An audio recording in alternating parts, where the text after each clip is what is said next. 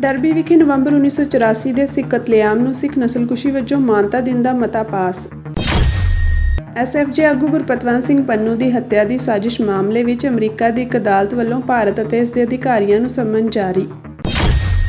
ਹਰਿਆਣਾ ਦੇ ਗੁਰਦੁਆਰਾ ਸਾਹਿਬ ਵਿੱਚ ਕਰਵਾਏ ਜਾਗਰਣ ਦਾ ਵਿਰੋਧ ਕਰਨ ਤੇ ਸਿੱਖ ਨੌਜਵਾਨਾਂ ਨੂੰ ਮਿਲ ਰਹੀਆਂ ਧਮਕੀਆਂ। ਡਰਬੀ ਸਿਟੀ ਕੌਂਸਲ ਵਿੱਚ ਨਵੰਬਰ 1984 ਦੇ ਸਿੱਖ ਕਤਲੇਆਮ ਦੇ 40 ਸਾਲ ਪੂਰੇ ਹੋਣ ਮੌਕੇ ਇਸ ਨੂੰ ਨਸਲਕੁਸ਼ੀ ਵਜੋਂ ਮਾਨਤਾ ਦੇਣ ਲਈ ਡਰਬੀ ਦੇ ਸਥਾਨਕ ਲਿਬਰਲ ਡੈਮੋਕ੍ਰੇਟ ਨੇਤਾ ਅਜੀਤ ਸਿੰਘ ਅਟਵਾਲ ਨੇ ਮਤਾ ਲਿਆਂਦਾ।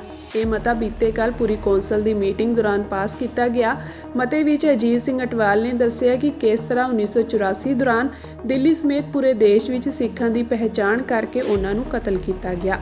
ਉਹਨਾਂ ਦੇ ਵਪਾਰਕ ਅਦਾਰਿਆਂ ਅਤੇ ਘਰਾਂ ਨੂੰ ਤੋੜਿਆ ਗਿਆ। ਸਿੱਖਾਂ ਦੇ ਧਾਰਮਿਕ ਸਥਾਨਾਂ ਤੇ ਬੇਅਦਬੀਆਂ ਕੀਤੀਆਂ ਗਈਆਂ। ਇਹ ਮਤਾ ਲਿਆਉਣ ਲਈ ਸਿੱਖ ਆਗੂਆਂ ਵੱਲੋਂ ਸਾਰੇ ਸਿੱਖ ਕੌਂਸਲਰਾਂ ਨੂੰ ਜਿੱਥੇ ਧੰਨਵਾਦ ਕੀਤਾ ਗਿਆ, ਉੱਥੇ ਹੀ ਯੂਕੇ ਭਰ ਦੀਆਂ ਸਾਰੀਆਂ ਕੌਂਸਲਾਂ ਵਿੱਚ ਇਹ ਪ੍ਰਸਤਾਵ ਰੱਖਣ ਦੀ ਅਪੀਲ ਵੀ ਕੀਤੀ ਗਈ। In 1984, anti-Sikh pogroms took place. 1984 in the Punjab was a time of rising political tensions. This centred around the question of how much autonomy the state of Punjab should have. Opinions were spread across the spectrum but deeply held. Most people in the UK only became aware of this issue when they heard in the news media in early June 1984 that the Indian Army was attacking the Golden Temple in Amritsar, Operation Blue Star. The aim was to remove Sikhs who wanted to see an independent state of Punjab. After 10 days, the battle was over, with many dead. Many Sikhs, men, women and children dead. Action also took place at many other Sikh temples across Punjab. People suspected of holding separatist views were rounded up and taken into custody. There are so many accounts of the inhumane treatment meted out to them. Some disappeared and were not seen alive, even to this day. Around the world, the Sikh diaspora organised public protests against a military action at the Golden Temple, which is the most holy site in the Sikh religion. They were not only angry but deeply shocked that the Golden Temple complex lay in ruins. As a result of the assassination of Prime Minister Indira Gandhi at the end of October 1984, tensions boiled over into violence against Sikhs. Angry mobs went on the rampages through districts in Delhi, where Sikhs lived, and in Punjab. While some people sunk to the depths of vile behaviour, others took action to save the lives of Sikhs by hiding them. Given the current Prime Minister and Home Minister has announced that this was a planned violent attack on all Sikhs in 1984, 40 years after these events took place, there are still people who live with consequences today. Those who were widowed, deprived of their fathers and mothers, brothers and sisters, sons and daughters. There are residents of our city who lost relatives and who witnessed horrific things. It will mean a lot to them that their city councillors acknowledge the pain and suffering they have gone through and are going through and will never get over in their entire life. May they find peace and healing in the future, as really one can't understand what the pain and suffering they must have gone through even 40 years to this day. This is nothing political about this motion, Mr Mayor. I would ask all councillors to join me in voting for this motion to recognise the situation a lot of Sikhs of Derby were put in 40 years ago. Thank you, Mr Mayor. SFJ ਆਗੂ ਗੁਰਪਤਵੰਤ ਸਿੰਘ ਪੰਨੂ ਦੀ ਹੱਤਿਆ ਦੀ ਸਾਜ਼ਿਸ਼ ਮਾਮਲੇ ਵਿੱਚ America ਦੀ ਇੱਕ ਅਦਾਲਤ ਨੇ ਭਾਰਤ ਸਰਕਾਰ ਅਤੇ ਉਸ ਦੇ ਖੁਫੀਆ ਅਧਿਕਾਰੀਆਂ ਨੂੰ ਸੰਮਨ ਜਾਰੀ ਕੀਤੇ ਹਨ। ਦੂਜੇ ਪਾਸੇ ਭਾਰਤੀ ਵਿਦੇਸ਼ ਮੰਤਰਾਲੇ ਨੇ ਇਸ ਨੂੰ ਗੈਰ ਵਾਜਬ ਅਤੇ ਬੇਬੁਨਿਆਦ ਦੋਸ਼ ਕਰਾਰ ਦਿੱਤਾ ਹੈ। ਦੱਸਣਯੋਗ ਹੈ ਕਿ ਸਿੱਖ ਆਗੂ ਗੁਰਪਤਵੰਤ ਸਿੰਘ ਪੰਨੂ ਕੋਲ ਅਮਰੀਕਾ ਤੇ ਕੈਨੇਡਾ ਦੀ ਦੋਹਰੀ ਨਾਗਰਿਕਤਾ ਹੈ। ਸਿੱਖ ਆਗੂ ਗੁਰਪਤਵੰਤ ਸਿੰਘ ਪੰਨੂ ਦੇ ਕਤਲ ਦੀ ਸਾਜ਼ਿਸ਼ ਰਚੀ ਗਈ ਸੀ, ਜਿਸ ਨੂੰ ਅਮਰੀਕਾ ਦੀਆਂ ਏਜੰਸੀਆਂ ਵੱਲੋਂ ਨਾ ਸਿਰਫ ਨਾਕਾਮ ਕੀਤਾ ਗਿਆ, ਸਗੋਂ ਇਸ ਸਾਜ਼ਿਸ਼ ਪਿੱਛੇ ਭਾਰਤ ਦਾ ਹੱਥ ਹੋਣ ਦੀ ਸੰਭਾਵਨਾ ਵੀ ਜਤਾਈ ਗਈ। ਇਸ ਮਾਮਲੇ ਵਿੱਚ ਭਾਰਤੀ ਖੁਫੀਆ ਏਜੰਸੀਆਂ ਦੇ ਅਧਿਕਾਰੀ ਵੀ ਨਾਮਜ਼ਦ ਕੀਤੇ ਗਏ। ਹਾਲਾਂਕਿ ਭਾਰਤ ਵਾਰ-ਵਾਰ ਇਹਨਾਂ ਦੋਸ਼ਾਂ ਨੂੰ ਨਕਾਰਦਾ ਆਇਆ ਹੈ, ਪਰ ਵਿਦੇਸ਼ਾਂ ਵਿੱਚ ਲਗਾਤਾਰ ਹੋ ਰਹੇ ਸਿੱਖਾਂ ਦੇ ਕਤਲਾਂ ਅਤੇ ਇਸ ਪਿੱਛੇ ਖੁਫੀਆ ਅਧਿਕਾਰੀਆਂ ਦੇ ਹੋਣ ਦੀਆਂ ਸੰਭਾਵਨਾਵਾਂ ਨੇ ਭਾਰਤ ਨੂੰ ਕਟਹਿਰੇ ਵਿੱਚ ਖੜਾ ਕਰ ਦਿੱਤਾ ਹੈ। ਜ਼ਿਲ੍ਹਾ ਕਰਨਾਲ ਦੇ ਪਿੰਡ ਸ਼ਾਮਗੜ੍ਹ ਦੇ ਗੁਰਦੁਆਰਾ ਸਾਹਿਬ ਵਿਖੇ ਜਾਗਰਣ ਦਾ ਵਿਰੋਧ ਕਰਨ ਤੇ ਸਿੱਖ ਭਾਈਚਾਰੇ ਦੇ ਮੈਂਬਰਾਂ ਨੂੰ ਧਮਕੀਆਂ ਦਿੱਤੀਆਂ ਜਾ ਰਹੀਆਂ ਹਨ। ਦੱਸ ਦਈਏ ਕਿ ਪਿੰਡ ਦੇ ਗੁਰਦੁਆਰਾ ਸਾਹਿਬ ਵਿੱਚ ਜਾਗਰਣ ਕਰਵਾਇਆ ਗਿਆ। ਸਿੱਖ ਨੌਜਵਾਨਾਂ ਨੇ ਸਿੱਖ ਮਰਿਆਦਾ ਦੇ ਉਲਟ ਜਾ ਕੇ ਗੁਰਦੁਆਰਾ ਸਾਹਿਬ ਵਿੱਚ ਕਰਵਾਏ ਜਾਗਰਣ ਤੇ ਇਤਰਾਜ਼ ਜਤਾਇਆ ਸੀ ਤੇ ਗੁਰਦੁਆਰਾ ਪ੍ਰਬੰਧਕਾਂ ਨੇ ਵੀ ਇਸ ਮਾਮਲੇ ਤੇ ਮਾਫੀ ਮੰਗੀ ਸੀ। ਪਰ ਪਿੰਡ ਦੇ ਕੁਝ ਹਿੰਦੂ ਲੋਕਾਂ ਵੱਲੋਂ ਹੁਣ ਉਹਨਾਂ ਨੂੰ ਜਾਨੋਂ ਮਾਰਨ ਦੀਆਂ ਧਮਕੀਆਂ ਦਿੱਤੀਆਂ ਜਾ ਰਹੀਆਂ ਹਨ। ਨੌਜਵਾਨਾਂ ਦਾ ਕਹਿਣਾ ਹੈ ਕਿ ਗੁਰਦੁਆਰਾ ਸਾਹਿਬ ਦੇ ਵਿੱਚ ਨਾਚ ਨਹੀਂ ਹੋ ਸਕਦਾ। ਸਿੱਖ ਮਰਿਆਦਾ ਅਨੁਸਾਰ ਹੀ ਅਸੀਂ ਇਸ ਦਾ ਵਿਰੋਧ ਕੀਤਾ। ਇਸ ਲਈ ਹੁਣ ਸਾਡੀ ਸਿੱਖ ਜਥੇਬੰਦੀਆਂ, ਕਮੇਟੀਆਂ ਤੇ ਜਥੇਦਾਰ ਸਹਿਬਾਨਾਂ ਨੂੰ ਬੇਨਤੀ ਹੈ ਕਿ ਉਹ ਸਾਡੇ ਤੇ ਸਾਡੇ ਪਰਿਵਾਰ ਦੀ ਸੁਰੱਖਿਆ ਯਕੀਨੀ ਬਣਾਉਣ। ਆਪਾਂ ਜੀ ਬੇਨਤੀ ਇੱਦਾਂ ਸੀਗੀ ਵੀ 2 ਦਿਨ ਹੋਏ ਪਿਛਲੇ ਪਿੰਡ 2 ਦਿਨ ਹੋਏ ਨਾ ਪਿੰਡ ਸ਼ਾਮਗੜ੍ਹ ਡਿਸਟ੍ਰਿਕਟ ਕਰਨਾਲ ਦੇ ਵਿੱਚ ਜਗਰਾਤਾ ਹੋਇਆ ਸੀਗਾ ਜੀ ਗੁਰੂ ਘਰ ਦੇ ਵਿੱਚ। ਤੇ ਗੁਰੂ ਘਰ ਦੇ ਵਿੱਚ ਜਗਰਾਤਾ ਹੋਇਆ ਸੀਗਾ ਤੇ ਉਹਦੀਆਂ ਵੀਡੀਓ ਅਪਲੋਡ ਹੋ ਗਈਆਂ ਸੀਗੀਆਂ ਤੇ ਬਾਬਾ ਜੀ ਉਹਦੀਆਂ ਵੀਡੀਓ ਅਪਲੋਡ ਹੋਈਆਂ, ਉਹ ਵਾਇਰਲ ਹੋ ਗਈਆਂ।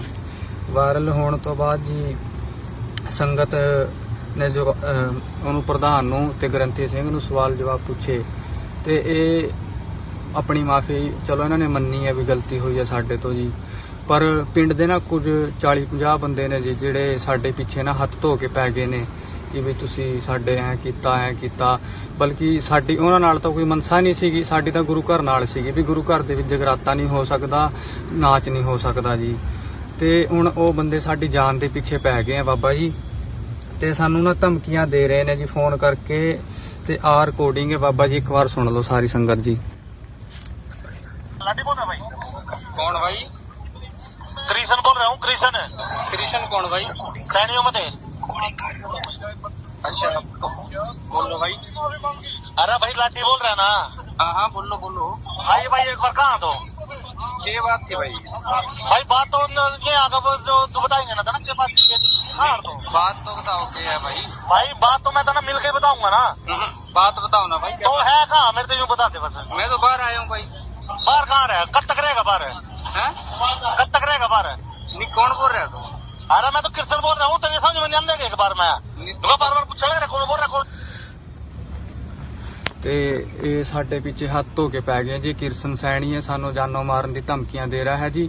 ਤੇ ਸਾਡੇ ਘਰ ਤੇ ਜਾ ਕੇ ਇਹਨਾਂ ਨੇ 50 ਬੰਦਿਆਂ ਨੇ 30-40-50 ਬੰਦੇ ਨੇ ਜੀ, ਇਹਨਾਂ ਨੇ ਅਟੈਕ ਕੀਤਾ ਜੀ ਸਾਡੇ ਘਰ ਤੇ ਮੇਰੀ ਸਾਰੇ ਜਥੇਦਾਰਾਂ ਨੂੰ ਅਪੀਲ ਆ ਜੀ, ਮੇਰੀ ਹੱਥ ਜੋੜ ਕੇ ਬੇਨਤੀ ਆ ਵੀ ਸਾਡੇ ਨਾਲ ਖਲੋਇਆ ਜਾਏ। ਹੁਣ ਅਸੀਂ ਗੁਰੂ ਦੀ ਜਿੱਥੇ ਗੱਲ ਹੋਈ ਅਸੀਂ ਉੱਥੇ ਅੜ ਕੇ ਖੜੇ ਹੋਏ ਆ ਜੀ। ਸਾਡੇ ਗੁਰੂ ਦੀ ਬੇਅਦਬੀ ਕੀਤੀ ਆ ਇਹਨਾਂ ਨੇ ਜੀ, ਉੱਥੇ ਗੁਰੂ ਘਰ ਦੇ ਵੀ ਨਚਾ ਕੇ ਜੀ।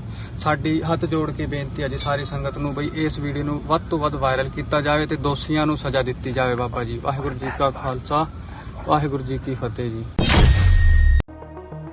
ਸ਼੍ਰੋਮਣੀ ਅਕਾਲੀ ਦਲ ਅੰਮ੍ਰਿਤਸਰ ਪ੍ਰਧਾਨ ਸਰਦਾਰ ਸਿਮਰਨਜੀਤ ਸਿੰਘ ਮਾਨ ਦਾ ਕਹਿਣਾ ਹੈ ਕਿ ਜੰਮੂ ਕਸ਼ਮੀਰ ਵਿੱਚ ਹੋਣ ਜਾ ਰਹੀਆਂ ਵਿਧਾਨ ਸਭਾ ਦੀਆਂ ਚੋਣਾਂ ਤੇ ਜਿਸ ਦੇ ਪਹਿਲੇ ਪੜਾਅ ਦੀਆਂ ਵੋਟਾਂ ਬੀਤੇ ਕੱਲ ਪਈਆਂ ਹਨ, ਉਸ ਲਈ ਜੋ ਜੰਮੂ ਕਸ਼ਮੀਰ ਤੋਂ ਪੰਡਿਤ ਵਰਗ ਦਿੱਲੀ ਵਿਖੇ ਤਬਦੀਲ ਹੋ ਕੇ ਰਹਿ ਰਿਹਾ ਹੈ, ਉਹਨਾਂ ਲਈ ਸਰਕਾਰ ਤੇ ਚੋਣ ਕਮਿਸ਼ਨ ਵੱਲੋਂ ਦਿੱਲੀ ਦੇ Prithvi Raj road, Jammu and Kashmir house, Dilshad garden, Shalimar Bagh ਅਤੇ ਪਪਰਾਵਤ ਵਿਖੇ ਉਚੇਚੇ ਤੌਰ ਤੇ ਪੋਲਿੰਗ ਬੂਥ ਸਥਾਪਿਤ ਕਰਕੇ ਸਪਸ਼ਟ ਰੂਪ ਵਿੱਚ ਪ੍ਰਤਾਪ ਕੀਤਾ ਜਾ ਰਿਹਾ ਹੈ ਕਿ ਸੈਂਟਰ ਦੀ ਸਰਕਾਰ ਅਤੇ ਉਹਨਾਂ ਦੀਆਂ ਸੰਸਥਾਵਾਂ ਬਹੁਗਿਣਤੀ ਹਿੰਦੂਤਵੀਆਂ ਲਈ ਨਿਯਮਾਂ ਤੇ ਕਾਨੂੰਨਾਂ ਤੋਂ ਬਾਹਰ ਜਾ ਕੇ ਸਹੂਲਤਾਂ ਦੇਣ ਨੂੰ ਆਪਣਾ ਜਨਮਸਿੱਧ ਅਧਿਕਾਰ ਮੰਨਦੇ ਹਨ, ਜਦੋਂ ਕਿ ਘੱਟ ਗਿਣਤੀਆਂ ਦੇ ਇੰਡੀਅਨ ਵਿਧਾਨ ਰਾਹੀਂ ਦਿੱਤੇ ਗਏ ਅਜਿਹੇ ਅਧਿਕਾਰਾਂ ਨੂੰ ਨਿਰੰਤਰ ਕੁਚਲਦੇ ਆ ਰਹੇ ਹਨ, ਜੋ ਪ੍ਰਕਿਰਿਆ ਖੁਦ ਬਖੁਦ ਦੋਹਰੇ ਮਾਪਦੰਡ ਨੂੰ ਪ੍ਰਤੱਖ ਕਰ ਰਹੀ ਹੈ। ਉਹਨਾਂ ਕਿਹਾ ਕਿ ਜੰਮੂ ਕਸ਼ਮੀਰ ਤੋਂ ਦਿੱਲੀ ਵਿਖੇ ਤਬਦੀਲ ਹੋਏ ਪੰਡਿਤ ਵਰਗ ਦੀ ਹੁਕਮਰਾਨਾਂ ਨੂੰ ਅਤੇ ਚੋਣ ਕਮਿਸ਼ਨ ਨੂੰ ਗਹਿਰੀ ਚਿੰਤਾ ਹੈ, ਪਰ ਜਿਸ ਸਿੱਖ ਕੌਮ ਨੇ ਵਰਦੀਆਂ ਗੋਲੀਆਂ ਵਿੱਚ ਵੀ ਜੰਮੂ ਕਸ਼ਮੀਰ ਨੂੰ ਨਹੀਂ ਛੱਡਿਆ ਤੇ ਦਵੱਲੀ ਗੋਲੀ ਦਾ ਸਾਹਮਣਾ ਕਰਦੇ ਹੋਏ ਡਟੇ ਰਹੇ, ਉਹਨਾਂ ਦੇ ਵਿਧਾਨਕ ਹੱਕਾਂ ਨੂੰ ਹੁਕਮਰਾਨ ਨਿਰੰਤਰ ਖੋਂਦੇ ਹੀ ਨਹੀਂ ਆ ਰਹੇ, ਬਲਕਿ ਉਹਨਾਂ ਦੇ ਬਹਾਦਰੀ ਨੂਮਾ ਕਾਰਨਾਮਿਆਂ ਨੂੰ ਨਜ਼ਰਅੰਦਾਜ਼ ਕਰਕੇ ਉਹਨਾਂ ਨਾਲ ਹਰ ਖੇਤਰ ਵਿੱਚ ਜੰਮੂ ਕਸ਼ਮੀਰ ਸੂਬੇ ਵਿੱਚ ਵਿਤਕਰਾ ਤੇ ਬੇਇਨਸਾਫੀਆਂ ਕੀਤੀਆਂ ਜਾ ਰਹੀਆਂ ਹਨ। ਜਿਵੇਂ ਕਿ ਜੰਮੂ ਕਸ਼ਮੀਰ ਵਿੱਚ ਉਹਨਾਂ ਦੀ ਮਾਂ ਬੋਲੀ ਪੰਜਾਬੀ ਨੂੰ ਖਤਮ ਕਰ ਦਿੱਤਾ ਗਿਆ ਹੈ ਅਤੇ ਉਹਨਾਂ ਦੀ ਸੁਰੱਖਿਆ ਤੇ ਜੀਵਨ ਵਿੱਚ ਅੱਗੇ ਵਧਣ ਲਈ ਨਾ ਤਾਂ ਸੈਂਟਰ ਸਰਕਾਰ ਵੱਲੋਂ ਨਾ ਹੀ ਜੰਮੂ ਕਸ਼ਮੀਰ ਸਰਕਾਰ ਵੱਲੋਂ ਕੋਈ ਉਦਮ ਕੀਤਾ ਜਾ ਰਿਹਾ ਹੈ। ਅਸੀਂ ਅਜਿਹੇ ਪੱਖਪਾਤੀ ਕੀਤੇ ਜਾ ਰਹੇ ਵਤੀਰੇ ਤੇ ਵਿਵਹਾਰ ਦੀ ਜਿੱਥੇ ਸਖਤ ਸ਼ਬਦਾਂ ਵਿੱਚ ਨਿਖੇਧੀ ਕਰਦੇ ਹਾਂ, ਉੱਥੇ ਹੀ ਮੰਗ ਕਰਦੇ ਹਾਂ ਕਿ ਜੰਮੂ ਕਸ਼ਮੀਰ ਵਿੱਚ ਪੰਜਾਬੀ ਬੋਲੀ ਨੂੰ ਵਿਸ਼ੇਸ਼ ਦਰਜਾ ਦੇ ਕੇ ਲਾਗੂ ਕੀਤਾ ਜਾਵੇ ਅਤੇ ਉੱਥੇ ਵਸਣ ਵਾਲੇ ਸਿੱਖਾਂ ਨੂੰ ਜੰਮੂ ਕਸ਼ਮੀਰ ਸਟੇਟ ਦੀਆਂ ਸਰਕਾਰੀ ਨੌਕਰੀਆਂ ਵਿੱਚ ਇੱਕ ਯੋਗ ਪ੍ਰਤੀਸ਼ਤਾ ਦੇ ਕੇ ਉਹਨਾਂ ਨੂੰ ਵੀ ਬਰਾਬਰਤਾ ਦੇ ਅਧਿਕਾਰ ਦਿੱਤੇ ਜਾਣ ਅਤੇ ਉਹਨਾਂ ਦੇ ਪਰਿਵਾਰਾਂ ਤੇ ਕਾਰੋਬਾਰਾਂ ਦੀ ਰੱਖਿਆ ਲਈ ਇੱਕ ਵਿਸ਼ੇਸ਼ ਆਰਥਿਕ ਪੈਕੇਜ ਦਾ ਐਲਾਨ ਹੋਵੇ ਤਾਂ ਕਿ ਉਹ ਆਪਣੇ ਜੀਵਨ ਵਿੱਚ ਬਿਨਾਂ ਕਿਸੇ ਡਰ ਭੈ ਅਤੇ ਆਪਣੇ ਭਵਿੱਖ ਦੇ ਖਤਰੇ ਤੋਂ ਵੱਧ ਫੁੱਲ ਸਕਣ। ਸਿੱਖ ਜਥੇਬੰਦੀਆਂ ਵਿੱਚ ਸੰਸਦ ਮੈਂਬਰ ਕੰਗਣਾ ਰਣੌਤ ਖਿਲਾਫ ਲਗਾਤਾਰ ਰੋਹ ਅਤੇ ਰੋਸ ਵਧਦਾ ਜਾ ਰਿਹਾ ਹੈ। ਉਸ ਵੱਲੋਂ ਹਾਲ ਹੀ ਵਿੱਚ ਦਿੱਤੇ ਗਏ ਬਿਆਨ ਨੂੰ ਲੈ ਕੇ ਸ਼੍ਰੋਮਣੀ ਕਮੇਟੀ ਅਤੇ ਦਿੱਲੀ ਕਮੇਟੀ ਵੱਲੋਂ ਉਸ ਦੀ ਨਿੰਦਾ ਕੀਤੀ ਗਈ ਹੈ। ਪਹਿਲਾਂ ਹੀ ਉਸ ਦੀ ਫਿਲਮ ਐਮਰਜੈਂਸੀ ਉੱਤੇ ਰੋਕ ਲਾਉਣ ਦੀ ਮੰਗ ਕੀਤੀ ਜਾ ਰਹੀ ਸੀ। ਹੁਣ ਮੀਡੀਆ ਨਾਲ ਗੱਲ ਕਰਦਿਆਂ ਕੰਗਣਾ ਰਣੌਤ ਵੱਲੋਂ ਸੰਤ ਭਿੰਡਰਾਂਵਾਲਿਆਂ ਖਿਲਾਫ ਦਿੱਤੇ ਬਿਆਨ ਨੂੰ ਲੈ ਕੇ ਮੁੜ ਵਿਵਾਦ ਸ਼ੁਰੂ ਹੋ ਗਿਆ। ਦਿੱਲੀ ਕਮੇਟੀ ਦੇ ਪ੍ਰਧਾਨ ਹਰਮੀਤ ਸਿੰਘ ਕਾਲਕਾ ਨੇ ਕਿਹਾ ਕਿ ਜੇਕਰ ਕੰਗਣਾ ਵਿਵਾਦਿਤ ਬਿਆਨ ਦੇਣ ਤੋਂ ਨਾ ਰੁਕੀ ਤਾਂ ਉਸ ਖਿਲਾਫ ਕਾਨੂੰਨੀ ਕਾਰਵਾਈ ਕੀਤੀ ਜਾਵੇਗੀ। ਸ਼੍ਰੋਮਣੀ ਕਮੇਟੀ ਦੇ ਸਕੱਤਰ ਪ੍ਰਤਾਪ ਸਿੰਘ ਨੇ ਵੀ ਕੰਗਣਾ ਰਣੌਤ ਵੱਲੋਂ ਦਿੱਤੇ ਗਏ ਤਾਜ਼ਾ ਬਿਆਨ ਤੇ ਸਖਤ ਇਤਰਾਜ਼ ਕੀਤਾ ਹੈ। ਇਸ ਤੋਂ ਪਹਿਲਾਂ ਵੀ ਸਿੱਖ ਆਗੂ ਕੰਗਣਾ ਰਣੌਤ ਦੇ ਵਿਵਾਦਿਤ ਬਿਆਨਾਂ ਤੇ ਇਤਰਾਜ਼ ਦਰਜ ਕਰਵਾ ਚੁੱਕੇ ਹਨ। ਸ਼੍ਰੋਮਣੀ ਅਕਾਲੀ ਦਲ ਬਾਦਲ ਨੇ ਇੱਕ ਵਾਰ ਫਿਰ ਕਾਨੂੰਨ ਵਿਵਸਥਾ ਨੂੰ ਲੈ ਕੇ ਪੰਜਾਬ ਵਿੱਚ ਆਮ ਆਦਮੀ ਪਾਰਟੀ ਦੀ ਅਗਵਾਈ ਵਾਲੀ ਸਰਕਾਰ ਨੂੰ ਘੇਰਿਆ ਹੈ। ਅਕਾਲੀ ਦਲ ਦੇ ਬੁਲਾਰੇ ਅਰਸ਼ਦੀਪ ਸਿੰਘ ਕਲੇਰ ਨੇ ਕਿਹਾ ਕਿ ਨਿੱਤ ਦਿਨ ਅਜਿਹੀਆਂ ਘਟਨਾਵਾਂ ਵਾਪਰ ਰਹੀਆਂ ਹਨ ਕਿ ਲੋਕ ਆਪਣੇ ਘਰਾਂ ਵਿੱਚ ਵੀ ਸੁਰੱਖਿਅਤ ਨਹੀਂ ਹਨ। ਗੈਂਗਸਟਰ ਸ਼ਰੇਆਮ ਫਿਰੌਤੀਆਂ ਮੰਗ ਰਹੇ ਹਨ। ਨਸ਼ੇ ਕਾਰਨ ਮਰਨ ਵਾਲੇ ਨੌਜਵਾਨਾਂ ਦੀ ਮੌਤ ਦੇ ਨਿੱਤ ਦਰਜਨਾਂ ਕੇਸ ਸਾਹਮਣੇ ਆਉਂਦੇ ਹਨ, ਪਰ ਸਰਕਾਰ ਸਿਰਫ ਆਪਣੇ ਆਕਾ ਕੇਜਰੀਵਾਲ ਨੂੰ ਖੁਸ਼ ਕਰਨ ਵਿੱਚ ਲੱਗੀ ਹੋਈ ਹੈ। ਉਨ੍ਹਾਂ ਸਿਹਤ ਸੇਵਾਵਾਂ ਤੇ ਬੋਲਦਿਆਂ ਕਿਹਾ ਕਿ ਸਿਹਤ ਕ੍ਰਾਂਤੀ ਦੇ ਫੋਕੇ ਦਾਅਵੇ ਕਰਨ ਵਾਲਾ ਭਗਵੰਤ ਮਾਨ ਆਪਣਾ ਇਲਾਜ ਮੁਹੱਲਾ ਕਲੀਨਿਕ ਛੱਡ ਕੇ ਦਿੱਲੀ ਦੇ ਮਹਿੰਗੇ ਅਪੋਲੋ ਹਸਪਤਾਲ ਤੋਂ ਕਿਉਂ ਕਰਵਾਉਂਦਾ ਹੈ। ਲੋਕਾਂ ਅੱਗੇ ਝੂਠੇ ਵਾਅਦੇ ਕਰਕੇ ਸੱਤਾ ਵਿੱਚ ਤਾਂ ਆ ਗਏ, ਪਰ ਹੁਣ ਲੋਕਾਂ ਦੇ ਕੀਤੇ ਯਕੀਨ ਦਾ ਮੁੱਲ ਮੋੜਨ ਦੀ ਥਾਂ ਆਪਣੇ ਆਕਾ ਕੇਜਰੀਵਾਲ ਦੇ ਇਸ਼ਾਰਿਆਂ ਤੇ ਨੱਚ ਰਹੇ ਹਨ। ਮੈਂ ਲਾਅ ਐਂਡ ਆਰਡਰ ਤੋਂ ਜੇ ਸ਼ੁਰੂ ਕਰਾਂ ਪੰਜਾਬ ਦਾ, ਤਾਂ ਲਾਅ ਐਂਡ ਆਰਡਰ ਦੇ ਹਾਲਾਤ ਭਗਵੰਤ ਮਾਨ ਸਾਹਿਬ ਦੀ ਸਰਕਾਰ ਦੇ ਵਿੱਚ ਮੈਨੂੰ ਨਹੀਂ ਲੱਗਦਾ ਕਿ ਕਿਸੇ ਨੂੰ ਦੱਸਣ ਦੀ ਲੋੜ ਹੈ, ਕਿਉਂਕਿ ਸਿੰਗਰ ਤੋਂ ਲੈ ਕੇ ਖਿਡਾਰੀ ਤੋਂ ਲੈ ਕੇ ਵਪਾਰੀ ਤੱਕ ਸਭ ਦੇ ਕਤਲ ਇਹ ਸਰਕਾਰ ਦੇ ਵਿੱਚ ਹੋਏ ਨੇ, ਚਾਹੇ ਫਿਰ ਉਹ ਮੂਸੇਵਾਲਾ ਹੋਵੇ, ਚਾਹੇ ਉਹ ਜਿਹੜਾ ਇੱਕ ਹੈਗਾ ਟੀਮੂ ਚਾਵਲਾ ਜਿਨ੍ਹਾਂ ਦਾ ਕਤਲ ਹੋਇਆ, ਸੰਦੀਪ ਨੰਗਲ ਅੰਬੀਆਂ ਦਾ ਕਤਲ ਹੋਇਆ। NRIਆਂ ਦੇ ਘਰੇ ਵੜ ਕੇ ਜਦੋਂ ਮਰਜ਼ੀ ਕੋਈ ਗੋਲੀਆਂ ਚਲਾ ਦਿੰਦਾ ਹੈ। ਗੈਂਗਸਟਰ ਫਰੋਤੀਆਂ ਮੰਗ ਰਹੇ ਨੇ। ਲਾਰੈਂਸ ਦੀ ਇੰਟਰਵਿਊ ਜੇਲ੍ਹ ਚੋਂ ਹੁੰਦੀ ਹੈ, ਮੁੱਖ ਮੰਤਰੀ ਦੇ ਨੱਕ ਨੀਚੋਂ ਠਾਣੇ ਚੋਂ ਹੁੰਦੀ ਹੈ। ਇਹ ਹਾਲਾਤ ਨੇ ਅੱਜ ਲਾਅ ਐਂਡ ਆਰਡਰ ਦੇ ਪੰਜਾਬ 'ਚ। ਤੇ ਸਾਡੇ DGP ਸਾਹਿਬ ਨੇ ਔਨ ਰਿਕਾਰਡ ਹਾਈ ਕੋਰਟ ਦੇ ਵਿੱਚ ਇਹ ਗੱਲ ਮੰਨੀ ਹੈ ਕਿ 1200 ਐਕਸਟੋਰਸ਼ਨ ਦੇ ਕੇਸਿਸ ਔਨ ਰਿਕਾਰਡ ਹੈ, 1200। ਤੇ ਜੇ ਮੈਂ ਗੱਲ ਕਰਾਂ ਅਨਅਫੀਸ਼ੀਅਲ ਦੀ, ਤਾਂ ਅੱਜ ਪੰਜਾਬ ਦੇ ਹਾਲਾਤ ਨੇ ਵੀ ਚਾਹੇ ਕੋਈ ਛੋਟਾ ਵਪਾਰੀ, ਚਾਹੇ ਵੱਡਾ ਵਪਾਰੀ, ਚਾਹੇ ਕੋਈ ਨਾਮਵਰ ਸਿੰਗਰ, ਆ ਹੁਣ ਪਿੱਛੇ ਜੇ ਆਰਨੇਤ ਨੂੰ ਵੀ ਕਾਲ ਆਈ ਹੈ। ਸੋ ਪੰਜਾਬ ਦੇ ਵਿੱਚ ਐਕਸਟੋਰਸ਼ਨ ਦਾ, ਫਰੌਤੀਆਂ ਦਾ ਕੰਮ ਐਡਾ ਜ਼ੋਰਾਂ ਸ਼ੋਰਾਂ ਤੇ ਚੱਲਿਆ ਹੋਇਆ ਹੈ ਕਿ ਕੋਈ ਪੰਜਾਬੀ ਮਹਿਫੂਜ਼ ਨਹੀਂ। ਪੰਜਾਬ ਦੀ ਇਹ ਸਰਕਾਰ ਦੀ, ਇਹ ਮੁੱਖ ਮੰਤਰੀ ਭਗਵੰਤ ਮਾਨ ਸਾਹਿਬ ਦੀ 2.5 ਸਾਲ ਦੀ ਪ੍ਰਾਪਤੀ ਹੈ ਕਿ ਪੰਜਾਬ ਨੂੰ, ਜਿਹੜਾ ਕਿ ਗੁਰੂਆਂ ਪੀਰਾਂ ਦੀ ਧਰਤੀ ਹੈ, ਇਹਨੂੰ ਗੈਂਗਲੈਂਡ ਬਣਾਉਣ 'ਚ ਇਹ ਭਗਵੰਤ ਮਾਨ ਸਾਹਿਬ ਦਾ ਪੂਰਾ ਯੋਗਦਾਨ ਹੈ। ਕਿਉਂਕਿ ਪੁਲਿਸ ਤਾਂ ਇਹਨਾਂ ਦੀ ਸਰਪ੍ਰਸਤੀ ਕਰ ਰਹੀ ਹੈ, ਜਾਂ ਤਾਂ ਇੰਟਰਵਿਊਆਂ ਕਰਾਉਂਦੀ ਹੈ ਗੈਂਗਸਟਰਾਂ ਦੀ, ਤੇ ਜਾਂ ਉਹਨਾਂ ਨੂੰ ਕਲੱਬਾਂ 'ਚ ਘੁਮਾਉਂਦੀ ਹੈ। ਉਹ ਪਹਿਲਾਂ ਦੀਪਕ ਟੀ ਨੂੰ ਘੁੰਮਿਆ ਤੇ ਹੁਣ ਰੌਲਾ ਪੈਂਦਾ ਫਿਰਦਾ ਹੈ ਕਿ ਸੇਮ ਇੱਕ ਉਹੀ ਜੀ ਵੀਡੀਓ ਲਾਰੈਂਸ ਬਿਸ਼ਨੋਈ ਦੀ ਵੀ ਤੁਰੀ ਫਿਰਦੀ ਹੈ। ਉਹ ਜਲਦੀ ਸਾਰਿਆਂ ਦੇ ਸਾਹਮਣੇ ਆ ਜਾਣੀ ਹੈ। ਸੋ ਲਾਅ ਐਂਡ ਆਰਡਰ ਦੇ ਹਾਲਾਤ ਚਿੰਤਾਜਨਕ ਨਹੀਂ, ਮੈਂ ਕਹਿੰਦਾ ਕਿ ਬੇਹੱਦ ਖਰਾਬ। ਫਿਰ ਇੱਕ ਵੱਡਾ ਲਾਰਾ, ਇੱਕ ਵੱਡਾ ਵਾਅਦਾ ਮੁੱਖ ਮੰਤਰੀ ਦਾ ਆ ਕਿ ਜੀ ਅਸੀਂ ਹੈਲਥ ਸੈਕਟਰ ਦੇ ਵਿੱਚ ਕੰਮ ਕਰਨਾ, ਹੈਲਥ ਸੈਕਟਰ ਦੇ ਵਿੱਚ ਕ੍ਰਾਂਤੀ ਲਿਆ ਦੇਣੀ ਹੈ ਪੰਜਾਬ ਦੇ ਵਿੱਚ। ਅੱਜ 2.5 ਸਾਲਾਂ ਦੇ ਵਿੱਚ ਕੋਈ ਵੱਡਾ ਹਸਪਤਾਲ ਪੰਜਾਬ ਦੇ ਵਿੱਚ ਬਣਿਆ? ਮੈਂ ਚੈਲੰਜ ਕਰਦਾ ਮੁੱਖ ਮੰਤਰੀ ਸਾਹਿਬ, ਓਪਨ ਡਿਬੇਟ ਕਰੋ ਆ ਕੇ, ਕਿਹੜਾ ਵੱਡਾ ਹਸਪਤਾਲ ਪੰਜਾਬ ਦੇ ਵਿੱਚ ਬਣਾਇਆ? ਤੇ ਜਿਹੜੀਆਂ ਰਵਾਇਤੀ ਪਾਰਟੀਆਂ ਨੂੰ, ਜਿਹੜੀ ਸਰਕਾਰ ਨੂੰ, ਜਿਹੜੇ ਸ਼੍ਰੋਮਣੀ ਅਕਾਲੀ ਦਲ ਨੂੰ ਭੰਡਦੇ ਤੁਸੀਂ ਦਿਨ ਰਾਤ ਨਹੀਂ ਥੱਕਦੇ, ਉਹਨੇ ਤਾਂ ਇਸ ਸੂਬੇ ਦੇ ਵਿੱਚ 4 ਵੱਡੇ ਮਲਟੀ ਸਪੈਸ਼ਲਿਟੀ ਹਸਪੀਟਲ ਦਿੱਤੇ, ਜਿਹਦੇ ਚ PGI, ਏਮਜ਼, ਫੋਰਟੀਜ਼, ਮੈਕਸ।